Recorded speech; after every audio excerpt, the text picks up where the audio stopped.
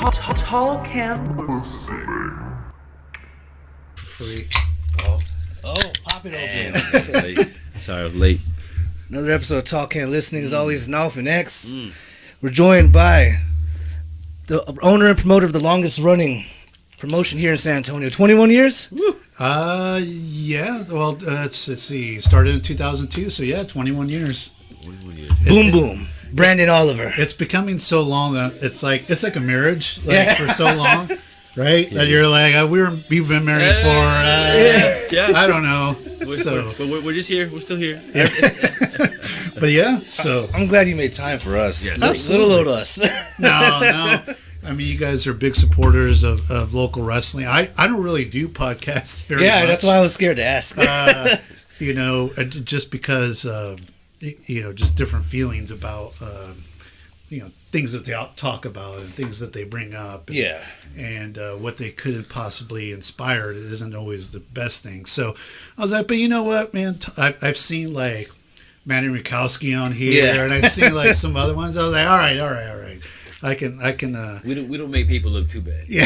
I like to think they enjoy themselves, or Maddie wouldn't have come twice, and Carolina wouldn't have came twice. I mean, we always encourage, we try to get them loosened up a little bit, Yeah. Well, nothing. And then that's why we never go live. Yeah. we have so much uncut footage. They'll tell us, like, cut that at the end. Yeah, I'm sure. So, 21 years. Mm-hmm. Like, okay, so how did it start? Like, what was the envision for it? How did it start? So, growing up, I was a huge, obsessed with wrestling, since like second grade. Like, my friend there was like, man, I watched this thing last night, and there was an American guy, and there was an Iranian guy, and the Iranian guy was stabbing him with the fork, and, the American guy came back, and blah, blah.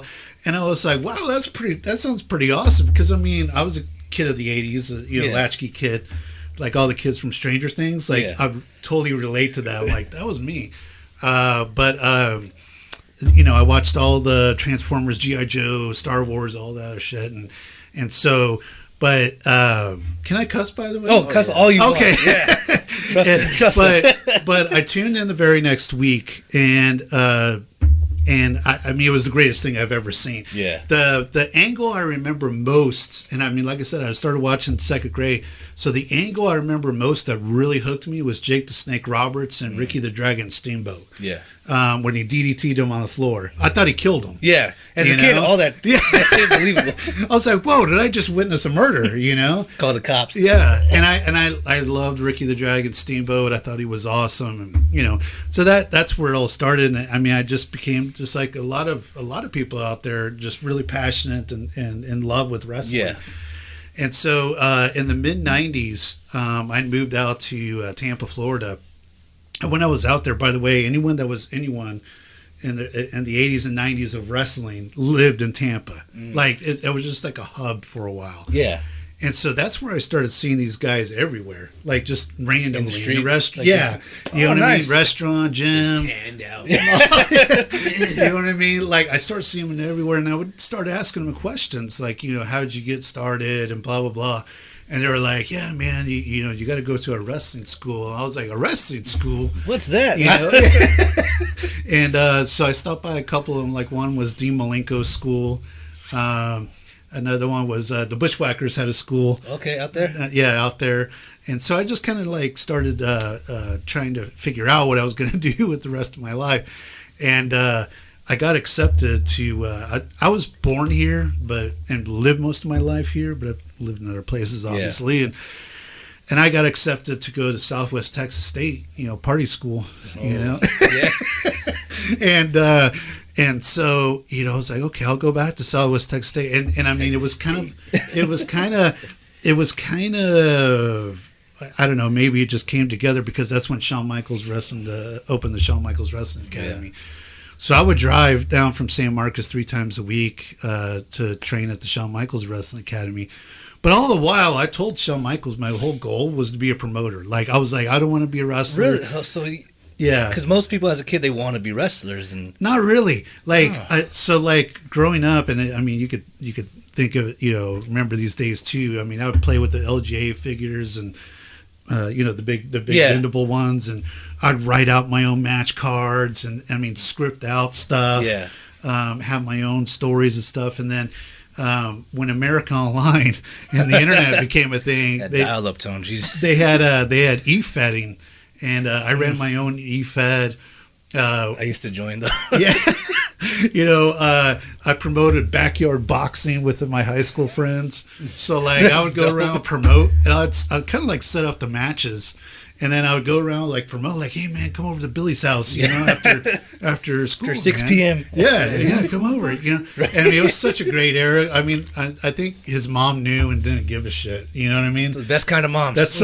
That's a far cry from 2023, man. Yeah. I mean, a far cry from 2023. Now it would be way too soft. Oh God, yeah. But we would tape it and like sell the tapes and stuff like that. So I always had an interest in promoting and being that figure. And so I told Shawn Michaels, like, hey, I want to be a promoter.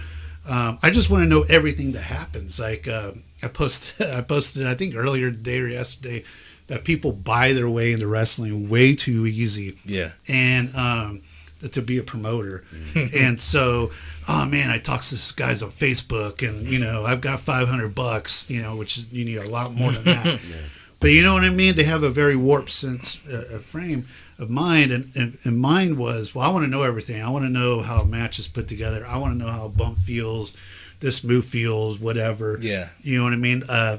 Hardcore stuff. I mean, I've gone through a table. I've been hit in the head with a chair. I've been, bitten by a snake. Yeah. I've done all those things because I want to know if I'm expecting my guys to do something, or if I'm coming up with a direction and creative and what I want. I got to know what they're going through. What they're going through. You know what I mean? Because I remember there was one promotion, and it's no longer around. But like a ring announcer was like the booker of the show, and he didn't know what the hell he was doing, and he had like this elaborate script, like the guys will go up to the top of the ladder and do a moonsault off, and the talent was like, the fuck I am, you know what I mean? Like you do that shit, and so you kind of have to understand, and I wanted to understand what they went through. Yeah. And I started RCW in 2002 because I didn't think any of the other... Once Shawn Michaels closed down and stopped his TV, because remember, he used to come on Kins 5. Once it stopped his TV, like, we were running around with, like, these really crappy promotions that would draw, like, 10 or 20 people, and I was responsible for half. And I'm like, well, man, I'd rather just go ahead and just get started, And admittedly, I probably got started a little bit earlier than I should have, but in retrospect, that vision's 2020. But you're living your dream as a promoter. It's like, okay, I'm gonna go for it. And so I was just picturing him like getting thrown through a table and be like, "Yep, all right, next one." Let me note that. Yeah, they're taking a bump. All right, severe pain in the neck. Yeah, but. No, I wanted to know everything that, I'm not saying that like, man, I was like Kurt Angle in there. Yeah. Right? Not saying that at all. I mean, in a sense, it's like if like, you work way up in a company and you become a CEO, hey, right. I've worked every... And that's one of my big things, like I've been pushing for as far as like, these promotions that are popping up, it seems like every other month, and they're ran by guys with maybe good intentions. But they don't know what the hell they're doing it's more than just putting down a ring and being like, okay, wrestler A is going to feud with wrestler B, and then wrestler C is going to run in, and that's easy shit. Like, you know what I mean? Like that's the fun part. I liken it to like probably like teaching school. Like, you're probably sitting there if you're a teacher coming up with like a lesson plan, like, holy shit, I'm gonna turn these kids around. It's going to be like Dangerous Minds. Yeah. And then, well, anybody could do that. These kids up. Like anybody could be blown See.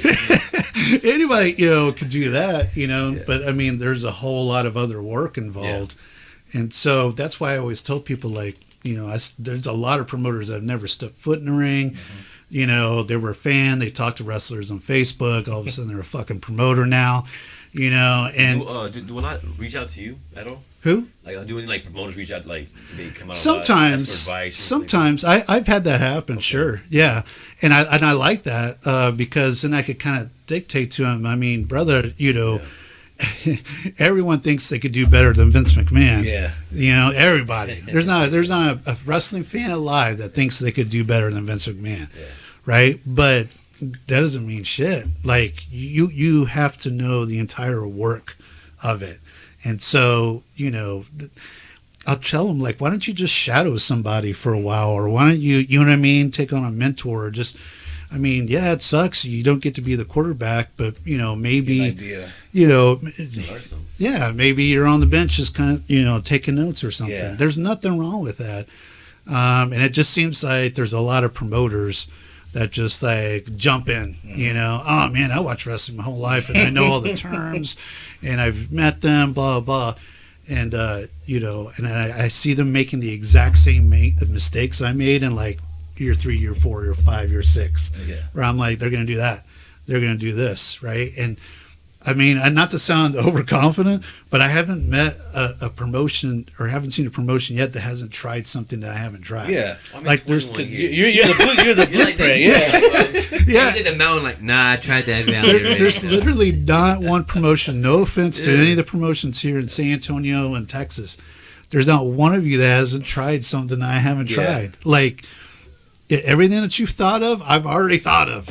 Yeah. You know, and so, you know, it probably tried and maybe has some success or some failure, you know, but that's what I'm trying to say. Like, so then where do you go from there? If you're not seeing anything new, you're not seeing, and they're all trying to copy kind of, you've been down that path. So how do you keep your stuff fresh? So I'm glad you asked that. So 2020, when the pandemic hit, you know, it actually gave me a chance to really refresh RCW and what I was, you know, going for. And so the years before that, it was kind of, well, maybe for 5 years before that, it was about like bringing in a big name or two, right? Yeah, that's how all these and promotions. like, you know, here's, you know, Hacksaw Jim Duggan, here's, you know, Jeff Jarrett, right? You know, and I was like, what if we move away from that? Because right now Texas is has pretty deep talent. It's stacked. You know, as far as actual, you know, dependable workers. And so, you know, I was like, what if we, you know, scale down a little bit on that, focused on developing that talent and using other resources to make it look aesthetically good. I'll put our promos up against any promotion in Texas. They're solid. I mean, I'll put them up there against anybody. You know, the way our show looks and operates and sounds and keeps to times and, you know what I mean? Like things like that.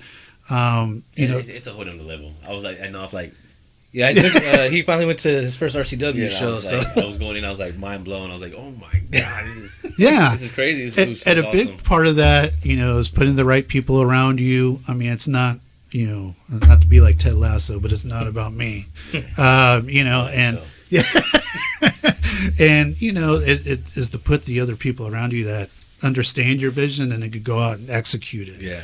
And actually, I didn't realize that till like, I don't know, year 9 or year 10, you know, where I started to put it together. Like, because I was like, I thought leadership is I'm the first boot on the ground and the last to leave. And I was like, that's not leadership at all. You know, I mean, it's a good example. It's good morale boosting for the other guys to see that. True, I agree. But that's not really leadership. That's not the end all be all of leadership. And so, also going along with the pandemic, I just started really diving into different leadership books and podcasts and surrounding myself outside of wrestling with different influences and stuff. And so it just kind of shaped how I wanted the direction to go post-pandemic. And so, yeah, I agree. That's how it changed. Like, it was very much like here's the ring, you know, maybe we'll do some media appearances or something, whatever. Here's the big name and here's the show. Yeah. You know what I mean? With that. And so it's a lot more tighter now. That's good. Yeah. I mean, so I guess at bedtime you turn into a good thing. Well, I mean, some people had some. Yeah, I mean, obviously, it's not like the ideal thing of, you know, people got sick, people died. No, I mean, some people use their time for good. Yeah. Like, well, I digressed. You know. You know. Yeah. You know, I was like, okay, now I got this little bit of a break, you know, while we all figure this thing out, and Get away you know. from me. Yeah, exactly. Mask up. you know, and you know, I mean, people can say whatever they want about the pandemic, and there's all sorts of views about that. Yeah. But I mean, for me, I just sat there and said, okay, you know, I'm gonna just literally, like you said, write it out. Yeah. Just like when I went through a table, my neck hurts. You know, I was like, I'm gonna write this shit out and be like, okay, this is, you know, I drew it out, and I'm a terrible artist, but I mean, I was like drawing out like how I wanted to look and everything, and so I was very dedicated during that period to giving RCW a new chapter. Yeah, that's great. You touched on the Texas talent. How do you decide who to book? Because there's so many talent out there. Right. A lot of. I mean, I'm the booker is me. Yeah. There's no other booker. It's your choice. So You got any tryouts? well, what I do, I mean, I mean, I'm not gonna lie, I scout, you know, and I listen, and I kind of see their attitude, and I, you know, see what they look like, how they wrestle, you know, I can tell within the first couple of minutes of a match if I want to work with a guy or not. Mm-hmm. But then I'll also, you know, look at his social media. How's his attitude? You know what I mean? Like, and then also I'm affiliated with Hybrid School of Wrestling. And so that's also a nice buffer because, you know, oh, yeah, you want to wrestle? Well, here, come on down to Hybrid. And then, you know, I can ask Marvel and Don Juan, like, what do you think about him? Yeah. You know, so I'll lean on those things, you know.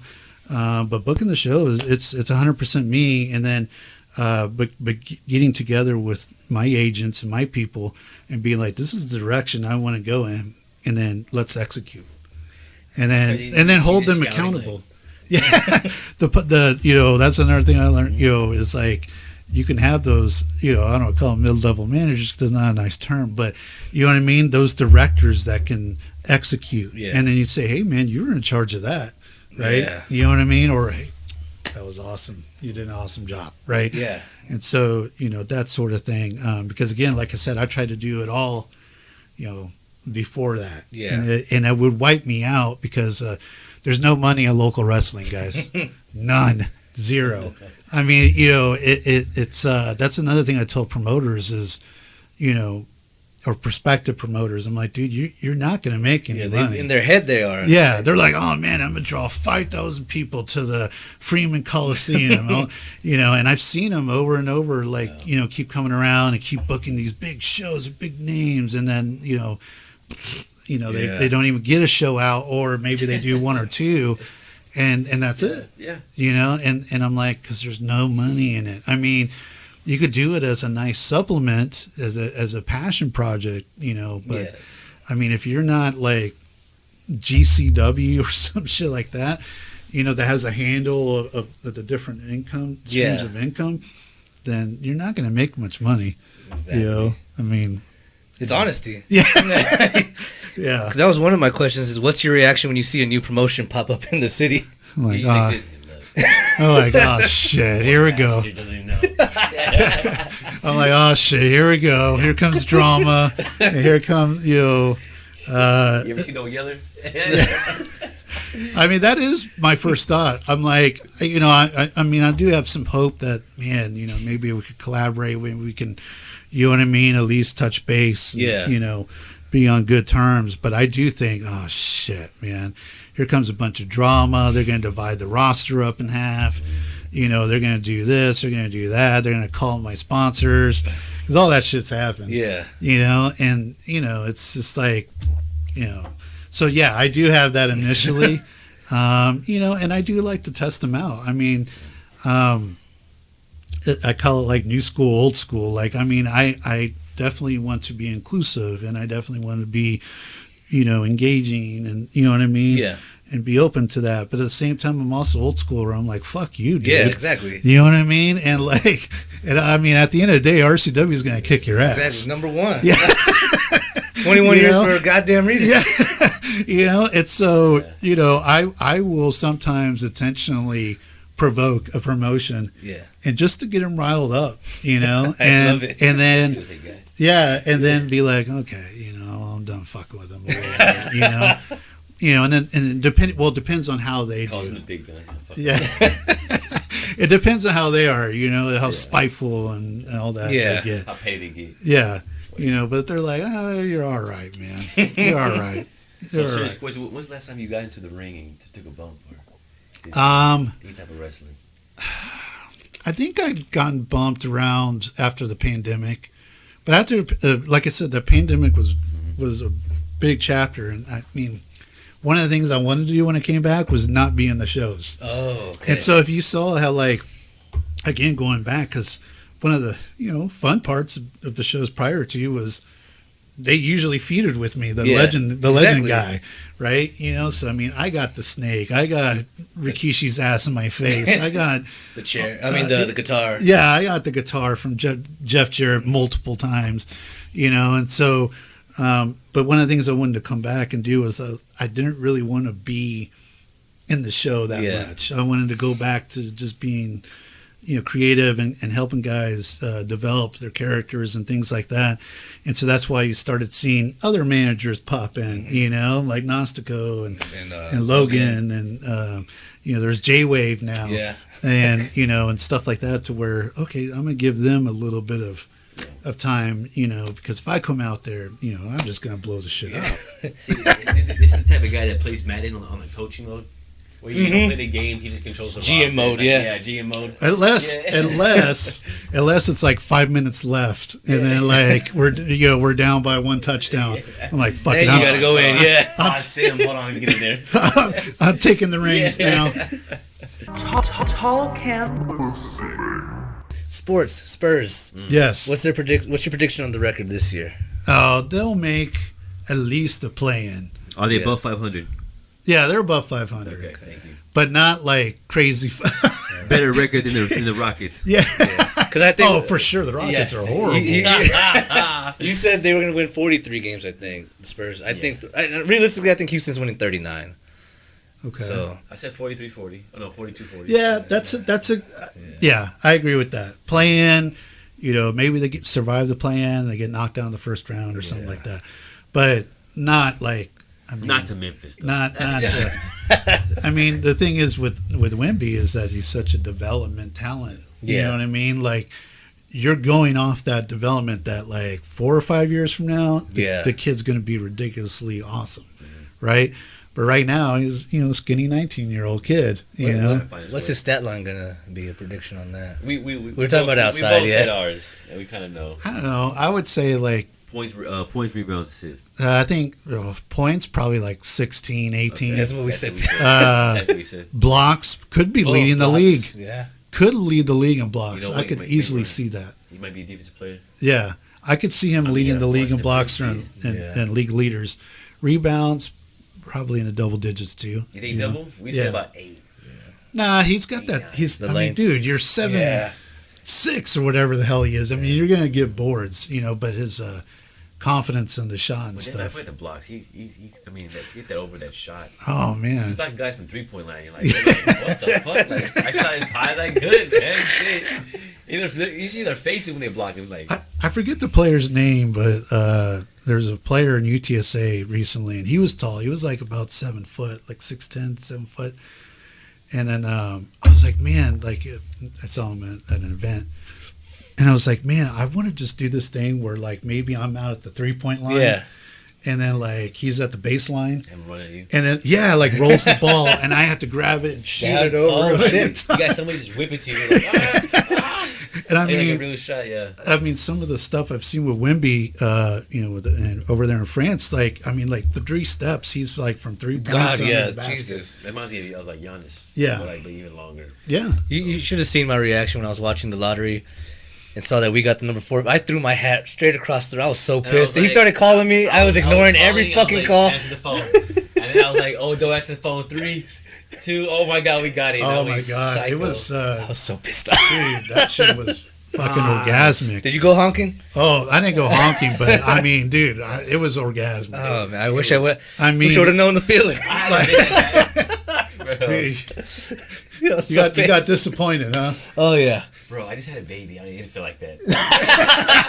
All right, this was another level of happiness. Tall Camp. Social media questions. You ready to get into them? I saw a lot. I'll try to run Half through of them some are of them. Mastico. Yeah, we'll see which ones I get. Well, we already touched on this. Drew Dredd. Why do so many people hate on the Spurs?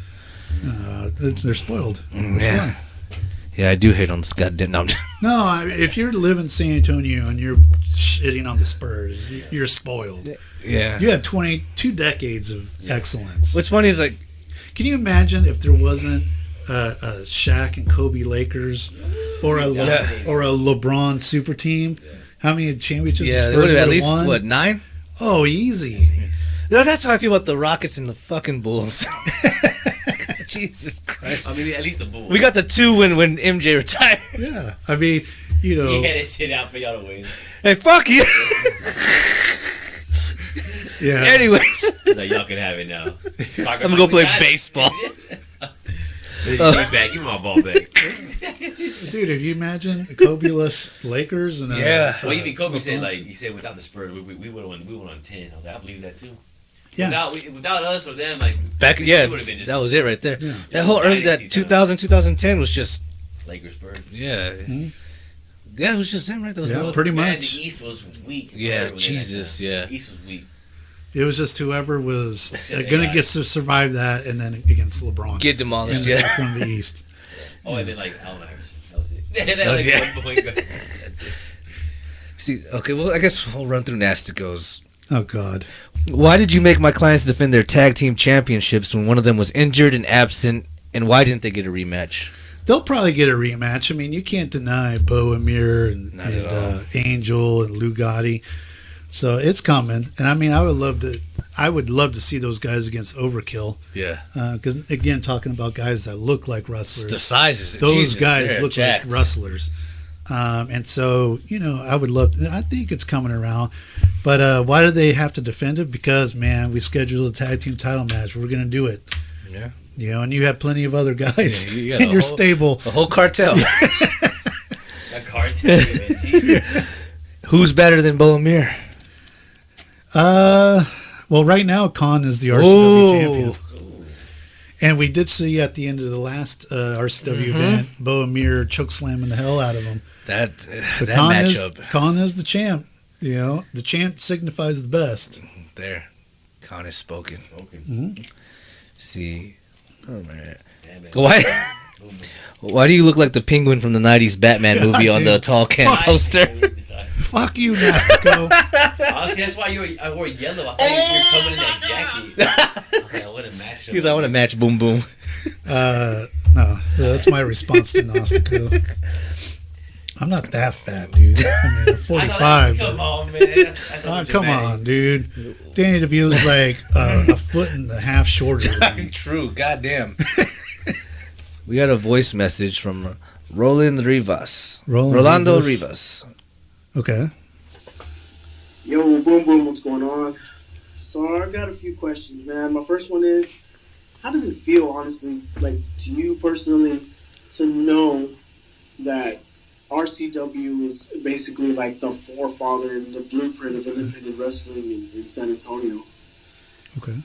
My next question is, how does it make you feel to just see these stars in AEW and WWE and know Fucking that AEW. some of these guys and girls once ran through the ropes at RCW? Mhm. And my last question is, how does it make Dang. you feel to see some of these other promotions try to take the blueprint of RCW and make it their own, Let's start shooting But- now. make themselves the main attraction of the show? Not speaking Oh, the about promoters? anybody or anything in particular. There's just certain independent companies out there that make themselves the brand attraction when in reality they're really not supposed to be wrestlers. Like the toy But, guy? Yeah, like the toy guy. hope to good work, RCW Yo, is awesome. Shit, he's still talking? God damn. Now he- Charge that guy. Jesus. 3 questions, All right, bro? so how does it feel to be the blueprint? I mean, again, it's not about me. The reason why I did RCW in the first place is all that shit before being a fan. Yeah. And, growing up, it was just my mom and I. That's it. And I would drag that poor woman to shows all over the place. She had no care Mom, at all. over here. Yeah, Like, no care at all about sit wrestling. there. You know, I mean, and this was the '80s when single moms were not exactly affluent. You Yeah. know, and so she'd save her money and take me to the show or whatever. And so, like when I see the fans engage, I really liked it when I would bring in the legends. Because when I would see them engage with the legends, I would see like their hands shake. Not the legend, but the Yeah. fan, right? That was like, me. Or like, Cody Rhodes. Yeah. This stuff. like, oh, do you remember this when? Kind of reminds me of that Chris Farley skit from the 90s. I don't know if you remember that. But he played like an interviewer and he was like nervous the whole time. And it would be like, remember when he did this? And it was like this huge thing that everybody knows that the person did. Yeah, exactly. Like, with Cody, like if you met Cody now, it'd be like, you remember he wrestled Roman Reigns Yeah. at No, WrestleMania? I forgot. I didn't finish the goddamn story. Remember when you wrestled the Rock? Here's the thing, though. I love that. And the guys love it, too. And so I love to see that. I love to see the families that come, whether it's a dad bringing the kid or mom bringing the kid or both parents, and just seeing all the different reactions. That's why I do it. Again, going back to like, you don't make shit for money in independent wrestling. I don't, man. I mean, honestly, I could have traveled around the world like 3 times. You know what I mean? Like, for everything I've spent, maybe even more. But I don't do it for that reason. Like, I gave that shit up like in the first couple of years because I was like, okay, well, I'm drawing better than everybody else here in San Antonio, and I'm, and so I do it for the fans, man. I really am very serious when I say that. I do it for the wrestling community. Like when we did when the Royal Rumble was here, I loved seeing how the wrestling took over San Antonio. Yeah, it was a downtown dope San environment. I didn't go to the show, but I went to the store. Just being in that store alone was I usually the last several years I've been going to WrestleManias, but I don't go to the actual WrestleMania. I go to for the environment. Yeah, you know what I mean. All the small shows around it, stuff like that. It's like the Super Bowl. And like, the whole city changes for that. Yeah. And not to mention that tickets are super expensive. That's why I didn't go to the Rumble either. Man, you gotta sell a kidney to go to that show. I went to one WrestleMania in Dallas. What was it? Like 32, I think. 7 years ago, some shit like that. Yeah. I did the standing room only because I was poor. I was short as hell. I couldn't see shit. Standing outside the stadium. I was just like, what? For the window. Looks good. Worth it. Against the windows and light of y'all. He's like, yeah, fuck you, Cena. I fucking hate that guy. Did he hear me? Yeah, he hear me? Hey, no.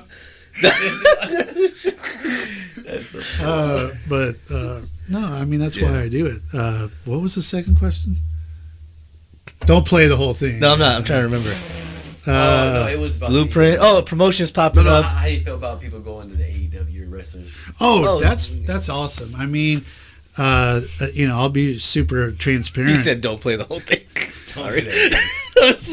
I love you, man. But don't play the whole thing. But no, there's guys that have made it at higher levels that I haven't spoken to in a long time. Even, I mean, notoriously, I had a huge fallout with Sammy Guevara that got some attention back in, I don't know, like 2013 or something like that. But then I saw Sammy like a few years ago during WrestleMania weekend, and this was before AEW. And we patched things up, and dude, I mean, I'm happy. I mean, now Sammy's like I would consider him a top guy. I think so at AEW, and so Keith Lee, all the other guys and girls that are getting little tryouts or maybe signed to NXT or something like that. I mean, dude, I want everybody to succeed. Like, seeing and I think the indie fans like seeing them succeed. I fucking love seeing Roxy. Yeah, Roxy, right? Like you went to all these shows locally that Roxy was a part of, and now, man, she was the NXT champ. I mean, she got a huge reception at the Royal Rumble. Yeah. I mean, that's cool. I think as a community, and that's what I'm talking about. Yeah. as a community, despite any differences, we can rally around that. You know, Thunder Rosa. Yeah. You know, I mean, we run competing companies, right? But I mean, I'm not going to sit there and say like, oh man, you know, she's not successful. She's hugely successful. Exactly. I mean, I was at the Freeman. Yeah. So, you know, it's just that kind of thing where, like, even if we do have little differences within the community sticks together. That's why when I see the tribalism on social media between the two companies, I'm like, man, wrestling's wrestling. Like, you know, even though I kind of knocked AEW, I'll still support it. Like, at the end you of just the have day, a preference. What? Yeah. I said it was good. I'll still sit there and say, at least there's another company that's on national TV that the wrestlers can wrestle for. Right? I may have Exactly, gives more creative jobs. differences, but I want that there. I want WWE's at its best when they have competition. Yeah. You know, they try to do competition within themselves, like Raw or SmackDown. That None of that happened. doesn't work. But when was WWF awesome as hell? When it was against WCW. Yeah. You know? And so... And he's bought his competition. And so, you know, even the 80s, I mean, there was a ton of territories that you could watch back then. AWA, World Class, you know, NWA, you know, and so on. And you could watch that in addition to WWF. And I remember, like, a lot of, like, the NWA, AWA, World Class fans would talk shit on WWF. Oh, it's all like a circus. Yeah. You know, everybody's an occupational gimmick, and they all got animals running around and stuff like that. You like my snake? But you know, I mean, so that's cool to see. And I think the third question was promote. Dude, it's not just confined to the toy guy. The toy guy. You know, Nah, it was people him. have been doing that for years and years. You know, I can't get booked, so I'm run my own promotion. But when you're not trained, Yeah, I've seen it all like that. And you know, the reality is, man, I hope since I touched on him, and he maybe, I don't know, does he watch this? Who? Oscar. maybe because we've shit on him a lot. Okay, it depends on the guest. Well, because even the we've had a couple of us where like, yeah, wrestling in the mall. Okay, the toy guy. Like, Look, here's the reality. I love the guy. I was trying to take him. what? No, I'm just, I do. I was trying to take him under my wing and trying to introduce him into stuff. I think he probably listened to some wrong people, and that kind of led him down this other path and the dark side. terrible path. went to the dark side. You know, but you know, dude, Star Wars. I got it. the amount of people. Don't ask me who they are, by the way. Okay. The amount of people I hate in wrestling is actually pretty low, because even if even if I'm like not on terms with the guy or not talking to the guy, it doesn't mean I don't have any love for the guy. It's just, you know, It is what it is. Yeah. it is what it is, you know. Okay. So, but I do think he could do a whole lot of things different. I agree. That's right. That's right. Although it's not quite AEW over there. No, not even close. Let's see. We got Chris Cruz. Book Chris Cruz? Question mark. He's scouted. Hey, If you were a doctor, maybe not a nurse. man. No, a lot of times it's timing in addition to the scouting. A lot of times it's just you got an opening on the roster. This guy fills that part, and then you know you rock and roll. I mean, he's a good looking dude, right? I mean, Gorgeous. I wish I looked like that. Yeah, I dude. wish I did too. Jesus Christ. I hated sitting next to him when we had him on. He was eating like healthy rice and chicken, and we were like drinking beer like that. Yeah, dude, doesn't that piss you off? That does all the time. Like, I mean, you know, the older wrestlers don't care as much, you know, but like the guys that are still body guys, like Tatanka. I brought in Tatanka. Oh. Have you seen him late? Still? No, I haven't He's seen still him. Really? He's jacked. still. God He's damn. still jacked, and he got a WWE couple of appearances Yeah. just because he was in such good Yeah, shape. makes sense. You know, and we go out and we go out to eat, and you know he's like, yes, I'll take a tuna salad, and it's a water, Yeah, no. Yeah. and I'm like, God damn it, man! I'm like big ass hamburger, Some wings. Falling out of your hands and stuff. He's not watching his weight. And Andro6657 wants to know when, our biggest fan, when is Matt Cardona coming back? Ooh. Truthfully, not for a while. And that's nothing against Matt Cardona. It's just what I was talking about earlier in the direction we're taking, where it's less reliant on the name guys. Yeah. And developing more of the local guys.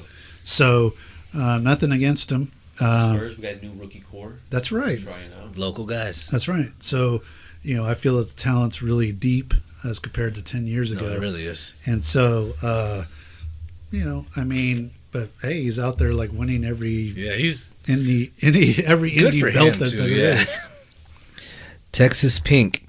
Is it true you had some sunny days with El Mamacito Andromeda? So, do you know what sunny days are? No, it's saying that. Okay, do you want to explain what sunny days are? Well, I barely figured out who Andromeda was. Well, not who, but where the sunny days. I don't even understand that reference. So, back in the 90s, when Shawn Michaels was feuding with Bret Hart, Bret was married. Mm-hmm. And so in a promo, Shawn was like, "Hey, Bret, I've heard you've been seeing a lot of sunny days lately," insinuating that like he was hooking up with Sonny. Sonny, okay. Oh. I figured it had to do with Sonny. I just wasn't sure in what way. Yeah.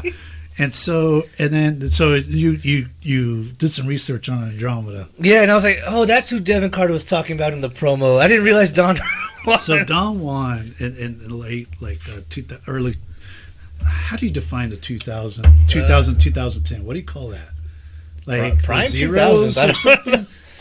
You mean like the decade. Just Oh, early zeros? 2000s? Early Mid? 2000s? Yeah, Yeah. I guess early 2000s. So towards the end of that, he took on a whole new character and completely knocked it out of the park. And it was I saw highlights. It was gold. and it was a trans gimmick. Yeah. Right, and trying to match the original intent was to match what the exoticos are in lucha libre in Mexico.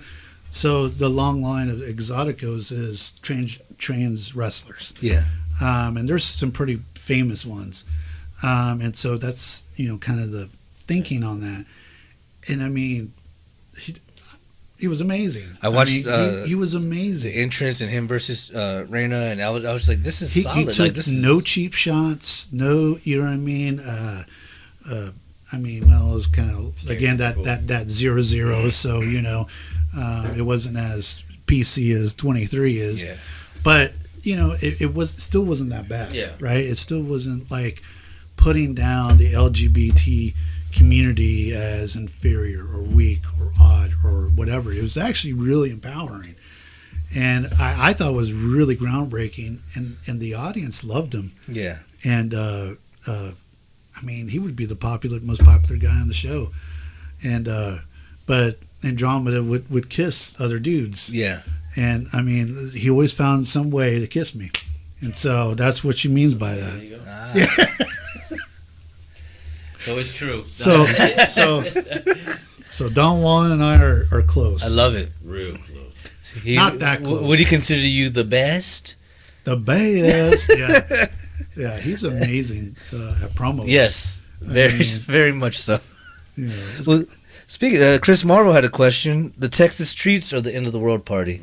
Shit, the Texas Streets. Oh shit! Because why? Because they're the best. No, look, nothing against the End of the World Party, but the Texas Streets have had a 20-year career, true. and then look what they're doing at Hybrid and teaching all these young talents. You can name a whole bunch of great local guys right now. Maddie's one of them. Con trains there, and so the things that they're doing with Hybrid, dude, you can't deny that. Plus, they're RCW Honors members. Yes, that's I opened up my own little version of the Hall of Fame. I loved it. But I called it RCW Honors because there's no Hall of Fame. Some gold jackets. And we had a little event, and they were the first inductees. Is it gonna be a yearly thing? Okay, Yeah. I like it. Yeah. So it's like how many people get to go in? Like one. We did 4. Okay. We did tag team, the Texas Streets. We did Reina Pink. Yeah. And then this one fan, Carl Belcher, that's God, man, if I can name, no offense to you, No, Carl. but you know this. Yes. This guy is the most diehard RCW supporter ever. Like, I don't think there's anybody close.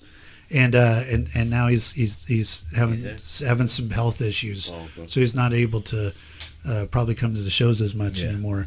But we did honor him. We honored the Aquaman. Yeah. So I don't know if you. He was kind of like a little local celebrity, but he was our ring announcer. He would dress like Aquaman, and would like go to all like the Comic Cons and stuff. But he was like the sweetest fellow, man. Like, you know, It's awesome. Just the total definition of like anti-bullying, being accepted. You know what I mean? Because this dude was going around at Aquaman outfit, too, you know, but God, he was the nicest guy. Yeah. I mean, just, you know, so we honored them. Hopefully, I'm not forgetting anybody. I think that was it. Yeah, that was it. Yeah, you like it was just 4. Yeah. That was 4. That was We'll Tech Streets. That counts as one. Yeah. Yeah, they're a tag collective. They're a collective. They gotta share the jacket. Yeah. They only get half a sleeve. You gotta cut it in half. Vic Endurance. Make the resident alpha male Vic Endurance your champion. I mean, you gotta earn it, dude. You gotta earn that shit. You know, you can't just say it. Yeah, you can't just. I mean, you could certainly. What do you call it? Manifest things. Look But in the mirror, talk to yourself. Yeah, but you got to earn it, man. You got to work your way up to the contenders.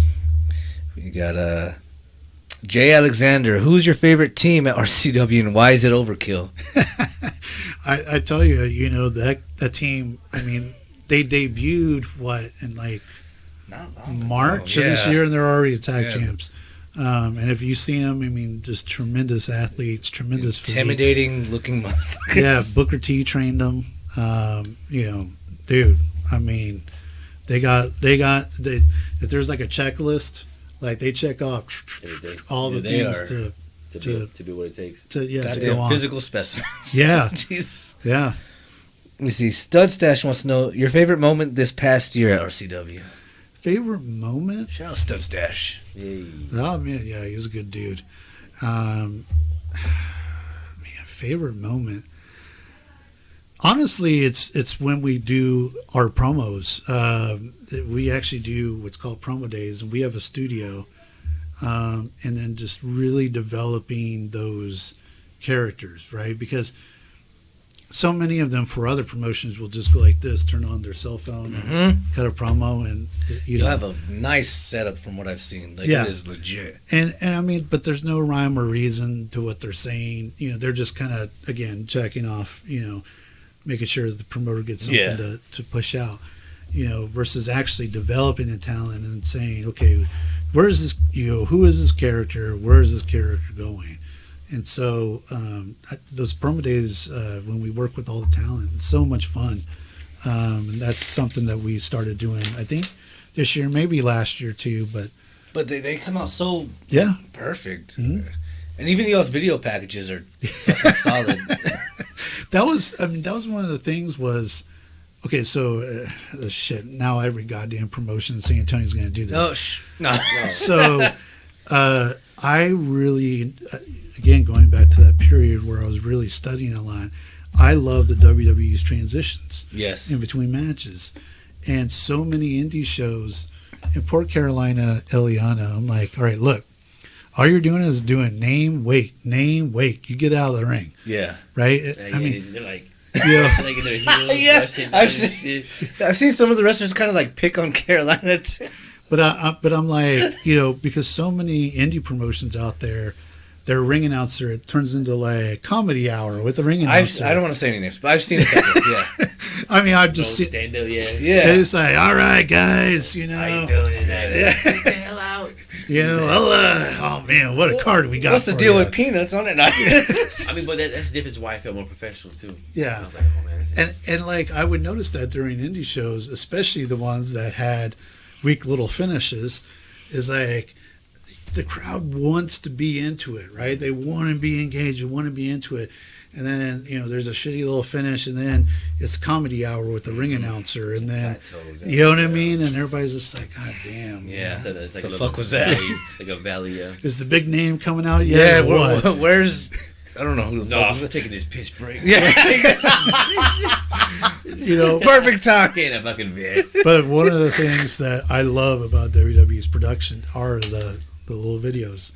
And so I was like, searched around, got the right people again, and was just like, this is what I want. And so now, if you notice, like during the shows, it's like match. Yeah, and then it's right. in case you missed it, it's like, oh, here's what happened. Yeah. And I'm sure I fucking love it. I'm sure Carolina, Eliana are hilarious, but it's like, dude, Nah, you know what I hurry mean? up. Like keep it moving, because if not, then even a 5-match indie show can drag on for like 3 hours. I've seen it. You know what I I've mean? seen it. And they only advertised. They only had 5 matches. You're like, how the hell? But it probably takes off the pressure off the ring announcers, because they're like, hey, I don't gotta fucking entertain this crowd. That too. Yeah. You know what I mean? And I mean WWE, and AEW too. I'm showing them love. They do the transitions. They're great. What's his name? Justin Roberts for Yeah. AEW. He's not in there be like, oh, it's the comedy hour with Justin Roberts. Yeah. Got one thing right. Yeah, that's your only good note. Oh my! You know what I hate about AEW is the referee who's all about herself, Aubrey. Jesus Christ, you are not the star of the fucking show, Aubrey.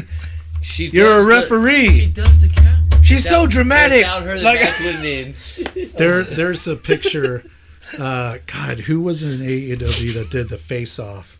And she's right there in the middle. I don't remember who it was. I know what you're talking about. That's how much it took away, because I don't remember the 2 wrestlers facing off. You just see her fucking mug. God damn it, Aubrey. And then fans will like insert her into other photos. Yeah, it's so funny. And so it'd be like Rock and Hogan, right? WrestleMania, and she's right there in the middle. And that's how it would have been if she was around. Dude, Vince McMahon would have had a heart attack if his referee was right there. Just trying to take the spotlight. Right. Hey, So- great match, the last one. Hogan and Rock are right there, and there's Earl Hebner. And see, Earl was popular organically. Yeah. But Aubrey's just forcing herself. See, now I'm shitting on AEW. You're rubbing off on me. I'm shitting on AEW now. Add that to your list. Next question. No, that's good though. I watch it every Wednesday night. Chris Rodriguez, are you content with where RCW is at? No, you should never be content. That's good. You should always be wanting to grow. And I mean, there's goals that I still want to obtain. And I mean, dude, who doesn't want to run a huge show at the Freeman or something like that? I mean, those are pie in the sky. But I mean, there are goals that I want to achieve. I mean, one of the things that I love that Triple H does it too. Because I'm kind of a stats guy from sports. Me too. I get it. It's so like, if you notice, like lately I've been, posting like, oh, this many people watched, the live stream, or this many people bought tickets already, and you know what I mean? Like I'm trying to show off numbers. And I love after the WWE pay-per-views now, or premium live events. They're not pay-per-views anymore. Yeah. That Triple H comes out, he's like, all right, this is the most successful SummerSlam of all time. Blah, blah. I'm like, oh, that's cool. I like that. Yeah. And so Try to push the numbers even more next year. Yeah. Like there's 4,000 people here tonight. No. And what they like? Y'all didn't meet quota, and we did shit, right? God damn it! Right? No, I mean, there's the part of it is too is that I have a pretty developed marketing background professionally. Oh, okay. Like I don't want to say where I spend my days or anything, but I do that for a living. And so all of that is numbers based, right? Like, okay, we need to do this campaign because we need to hit blah, blah, blah, blah, and then you're going back and you're looking at the numbers and you're looking at, whatever the key performance indicators, KPIs are. I'm dropping all sorts of. Yeah, you're a goddamn genius. Now all these promotions. Now like, Oscar's KPI, right? Now Oscar's going to be like, okay, the KPI is a KPI. Babe, forget the toys. Got some. I'm just kidding, Oscar. Come back to the good side.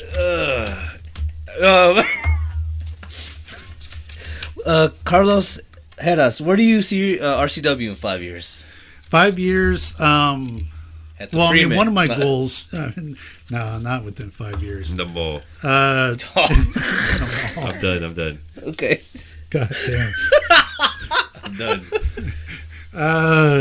No, 5 years. I mean, one of the goals I set for myself is to hit a certain number of live stream viewers. I want to continue to grow that. Yeah. And to where So some more on the social media and the yeah, website. Okay. yeah. So those numbers are hitting pretty good. I mean, that's the direction everyone's. You can't fight it. You got to go. And so many people, God damn it, man! Another San Antonio promotion is going to do this. So many people are in a rush to book a big venue, right?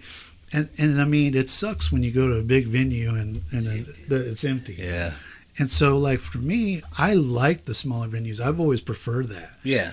And You got to be cramming in people. and we do. Yeah. And get in there, get into the Grand Event I gotta Center. go to the restroom one more time. Oh, that's why I always at RCW right here. I try to pick the end of the row seats. I'm like, I ain't gonna interrupt no. On the edges. You wedge them in there with a Yeah. crowbar. Get in there, the Grand Event Center. No, I enjoy that more. And then on top of it, you can still grow. I mean, it's not a TV audience, but you can grow a viewing audience.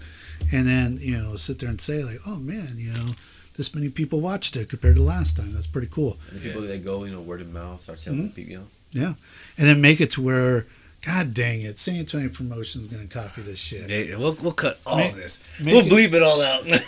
Make it to where it's exclusive to come into the show. Yeah. But what the fuck do I know? Yeah. You don't know I've anything. been doing it 21 years. I don't know shit. Fuck, I know. Speaking of, I've been to shows where the venue's big, and I'm like, well, there's no reason for all this. Hey, you asked the guy. Like, yeah, honestly, it's not gonna call him out. I'll tell you off camera. Well, I mean, I'm gonna praise WWE again. Like, has anyone out there ever been one of those seat filler guys? Have you ever been? I've never. I've seen They do 'em. want us- I know they do them. No, I've never been. They want us to do that. Oh, what promotion was that? Oh, that's right. Fuck that promotion. That is right. It did happen. No, but the rumor is like Vince McMahon and Kevin Dunn and those guys, they hate to see an empty chair. Yeah. They feel. And so they'd rather like take some guy from way over here and then put him in the camera view. And I agree with that. No, the that makes WWE wants sense. to, celebrate you. Being a fan, come on down. Yeah, you're the lucky winner. I felt. But hurry up, seriously. I felt bad that one time because I was like, I don't want to leave my family. Jesus. I was like, seat filler? No. Oh yeah, that's right. But we don't do seat fillers. No, you We don't. sell out Every show. every show, dude. Like the when we came back from the pandemic, we sold out like well over a month in advance. Now granted, Grand Event Center is not, It's still a Freeman, good amount of seats, but it's for an indie. Yeah. And I mean, like I was like, wow. And everyone was just itching. and we typically do. Right. I mean, like first row go within the week. You know what I mean? And we typically sell out before the show even occurs. Oh yeah, like he was telling me like, you better get him now. I was like, I waited 3 days. Like, damn it, where are you at? Yeah, because I was like, I'm in this row, this I was seat. like, Hurry up. Jesus. I was like, Sit next to me or behind me, bro. I was like, nah, come on, I got time. Like, no, I was like, oh shit, They're going now. they went quick. Hela Zapada. Will there ever be a refs versus wrestlers match? God. Who am I kidding? God no, Okay. that would be atrocious. I mean, there's so many things. There's so many things that these the national companies could do because they're on TV and have 3 hours to fill. That's true. Every single week where they can like I think the highest rated Raw segment of all time is Pat Patterson and Gerald Briscoe. Is it really? Against the Mean Street Posse? Jesus, that's like late You know, 90s, right? Yeah, and so which isn't but like if you're only running, we run about every 6 weeks or so. There's no reason to throw out a match that would be like, all right, that's kind of a, that's a match where I'm gonna go to the refrigerator real quick, right? But if you got 3 hours of content to sell, in this case, they sell. you Throw know, that in there. yeah, you got to throw some shit in there. And off might be like, I'll wait to piss. Yeah. Maybe. Talk can venting. There you go. This is our last segment. Do you have anything to vent about? It could be the smallest thing, the biggest thing. 3 Anything. words. No, I mean, dude, again, you know, I'm glad that there is an alternative. No, I mean, the main thing is just, you know, is protecting the business. You know, now very much in the olden days, it was like, I call it like the mafia. Like, you had to have a made guy vouch for you in order to get in.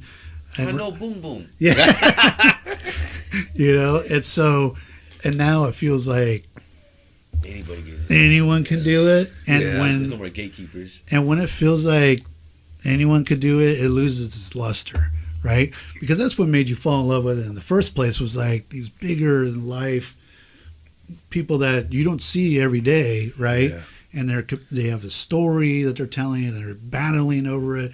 You know, I would love to get more back into that. I think guys, you know, kind of overshoot the engagement they have with the crowd. You know, and not in the performance, but just like away from it, you know. And so, like, I mean, I know the what was it called, Russell Circus. They had MJF. Yeah.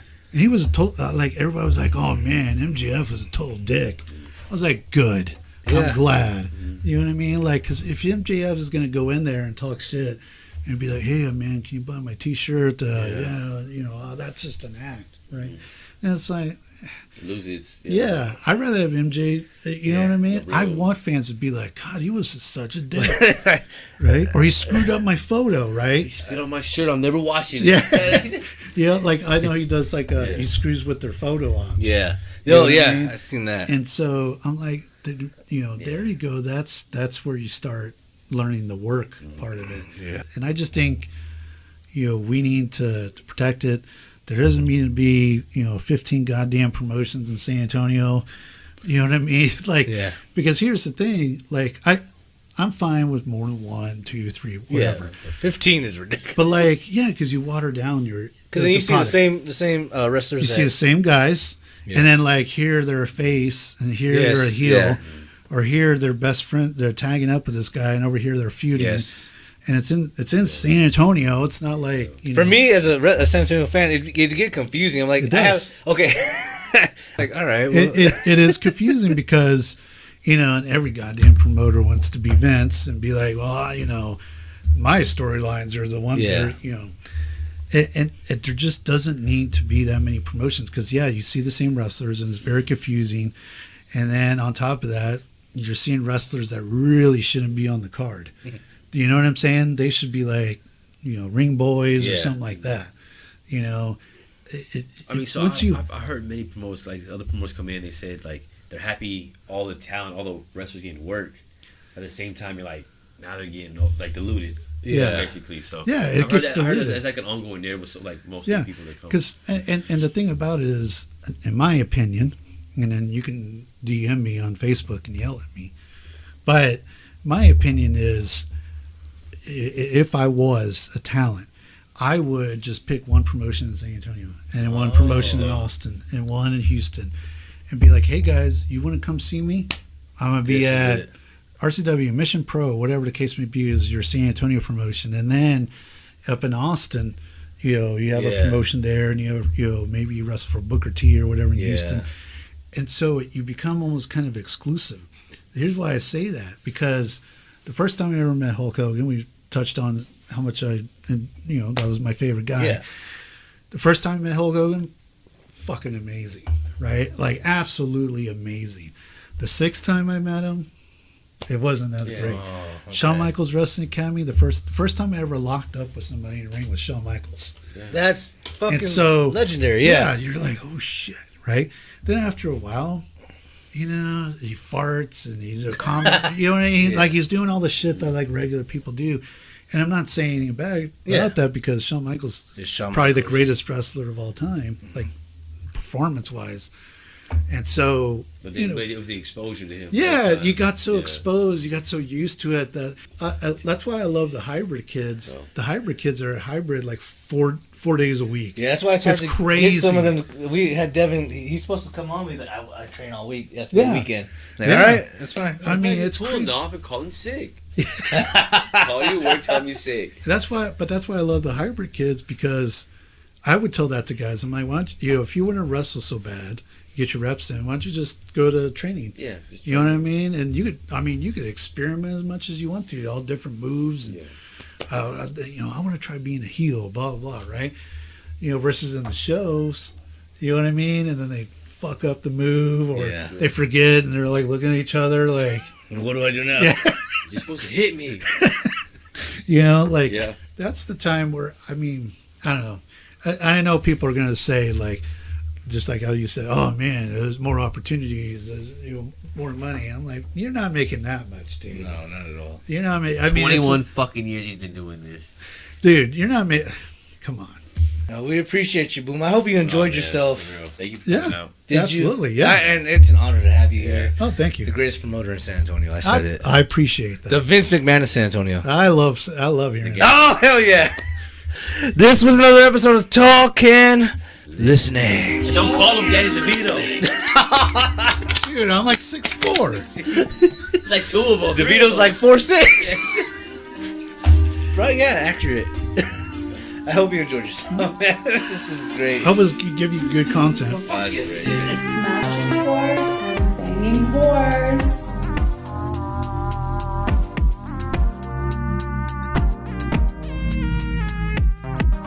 Tall Camp.